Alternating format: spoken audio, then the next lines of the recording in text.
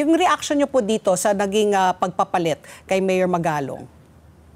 Unang-una, sayang. Kasi meron na siyang institutional knowledge si Mayor Magalong. Marami na siyang stock knowledge, ika nga, tungkol sa mga pwede niya ma-contribute doon sa ICI. Yung pagpalit naman ni General Asurin, kasi pareho ko sila naging tauhan yung direct na naging tauhan, hindi yung tauhan dahil nag-PNP ako. Yes. Kasi maski si General Torre, naging tauhan ko, pero hindi ko alam kung siya naka-assign nun. Katunayan, nang nagpunta siya sa Senado, sabi ko, saan ka ba naka-assign nung ako yung PNP?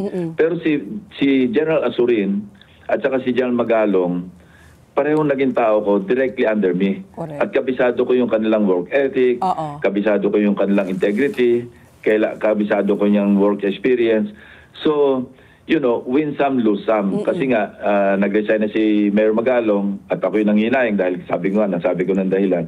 Si General Asurin, no, excited din ako makita kung ano yung maiko-contribute niya. Ngayon, sa tanong mo, ito ba makaka-affect doon sa aming trabaho naman sa komite? Wala. Kasi separate Okay. Nagko-compliment nga kami Lahat ng katunayan, yung copies ng aking 2 privilege speeches, pati lahat na attachments, nung ako'y sinumpina o ako'y inimbita ng ICI, binigay ko lahat dun 11 folders, lahat ng nilalaman, lahat ng attachments. At sana makatulong kasi nandun, ebidensya yung nandun Merong photographs, merong dokumento, nung parang makapag-file sila ng malversation through falsification kasi nga pinalsi pa yung para makasingil ng pera doon sa sinasabing completed na hindi naman, ghost naman. Nandun lahat yon. So yun, nakapag-contribute na kami at patuloy kami magko-contribute as obtained. Ipapadala namin yung lahat ng pangangailangan, hindi lamang ng ICI, kundi pati DOJ.